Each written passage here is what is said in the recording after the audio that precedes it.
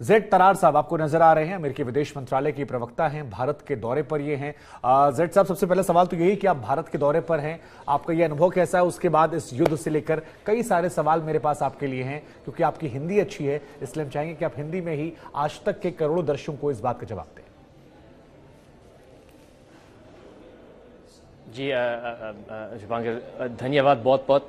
मैं बिल्कुल, मेरे ख्याल में आपने बहुत ही ठीक और साफ तरीके से आपने अपने व्यूअर्स को ये समझाया कि ये जो हम धमकियां सुन रहे हैं इस वक्त व्लादिमीर पुतिन से, ये अब एक वैश्विक चुनौती बन चुकी है। ये सिर्फ अब यूक्रेन के बारे में हम नहीं बात कर रहे, बल्कि मेरे ख्याल में पूरी विश्व का अब ये एक मसला बन गया है, क्योंकि मेरे नहीं ख्याल कि 21वीं सदी में 21st सेंचुरी में ये अब एक ज़माना है जब हम इन किस्म की धमकियां सुन सकते हैं।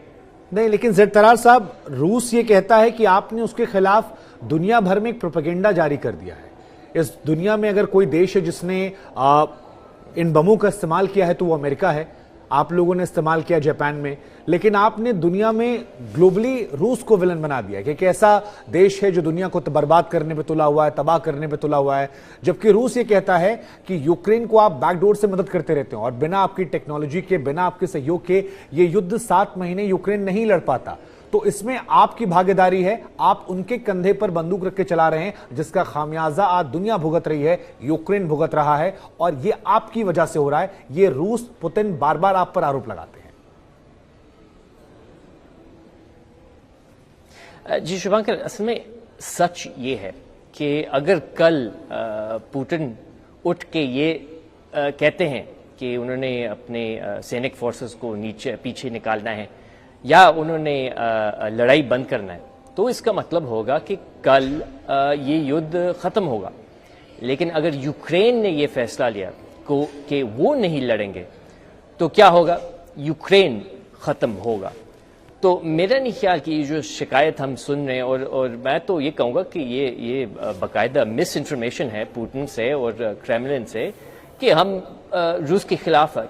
किस तरीके से हम रूस के खिलाफ है? भाई, उन्होंने खुद बिला वजह यूक्रेन पर हमला किया।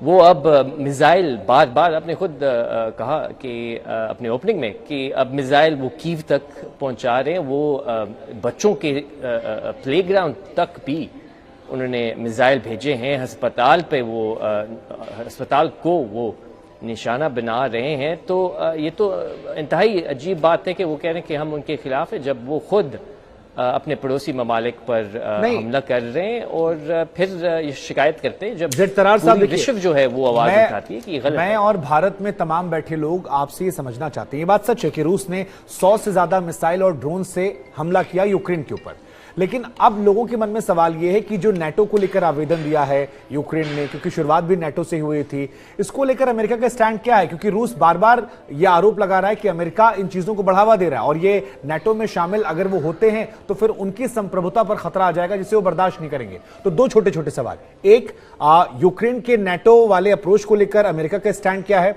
और दूसरा, आप कितने सीरियसली ले रहे हैं इन थ्रेट्स को जो पुतिन के द्वारा दिए जा रहे हैं? जी, असल में अगर हम इसको ज़रा फासला से देखें तो मेरे ख्याल में इसका कोई जो पुतिन से हम सुन रहे हैं, कोई तुक नहीं बनती, कोई इसके सेंस नहीं है। ये मतलब ज़ाहिरी बात है, कॉमन सेंस की बात है। देखें, नेटो ने कभी भी किसी एक देश पर हमला नहीं किया।